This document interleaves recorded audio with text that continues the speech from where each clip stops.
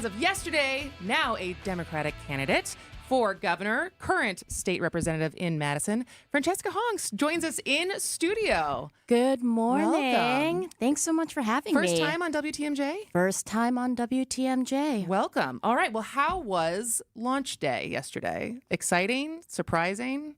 Launch day was wild.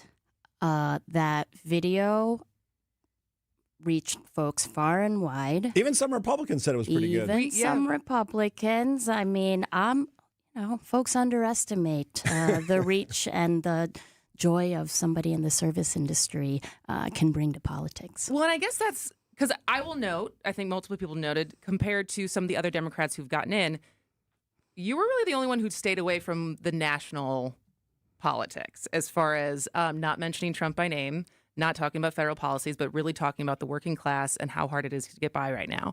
Is that kind of a tenet of where you're trying to take the campaign as far as talking about not left or right, but working class?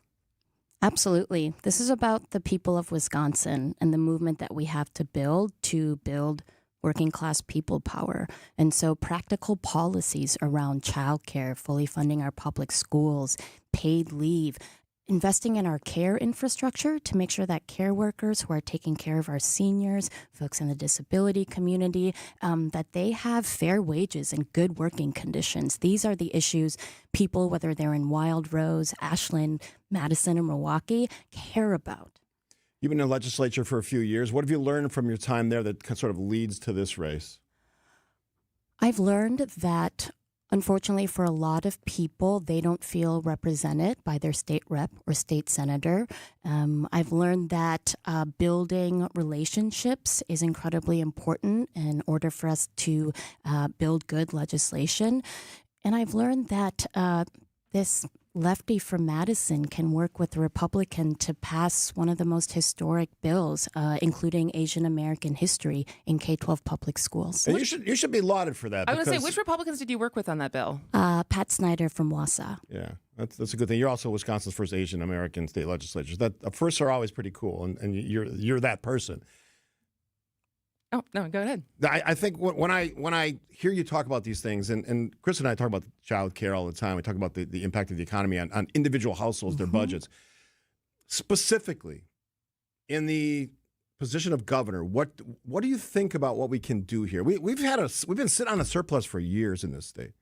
I guess I've always said, Republican or Democrat, why do we sit on that money, and why don't we try to do something with it? People love to have big bank accounts, but they don't really serve the people. They serve one person, or they're good PR statements and press releases, but they don't serve anybody. What would you do? I got to stop nodding my head because that's... And that's a Republican saying how much that. of the surplus was used in the last budget? A good amount. Okay. We are not sitting in the billions anymore, but turns out we do have a rainy day fund that has billions, and last I checked, fascism is reigning. Right now, I think thinking about incrementalism is irresponsible. People in Wisconsin are dealing with rising costs.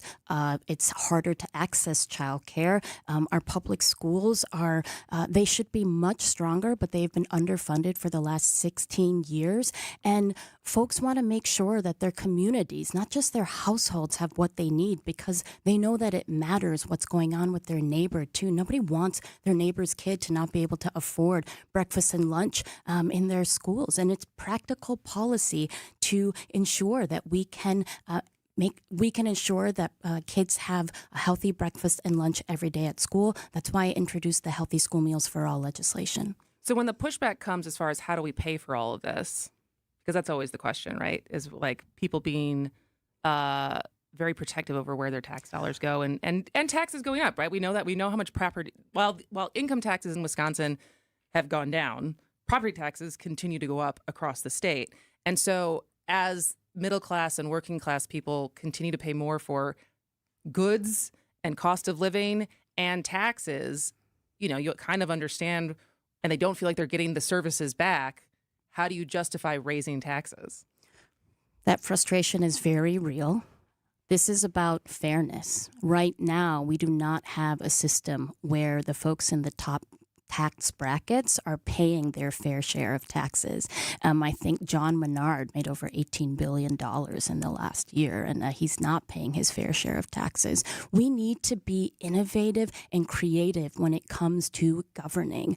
And I talk about making better possible, not only because that's what working class families deserve, but that in order for us to meet this moment when there's so much terror and fear and uncertainty our families are dealing with across Wisconsin, they deserve to have a government that ensures fairness, that we can be creative about how we bring in revenue to our state. It'll probably be good to decriminalize cannabis, have a fair taxation system. And when we have a Wisconsin that is strong for working class people, it turns out more people want to move to Wisconsin and live here and raise their families here. And they're going to want to do that when we have accessible childcare. We're dealing with a housing crisis, and we, have more affordable housing. We can build a Wisconsin that works for working class people. It's about fairness and policies that are bold. Again, I think incrementalism here would be irresponsible. The folks in Wisconsin deserve someone that hustles and works just as hard as they do to make sure we have a government that works for them.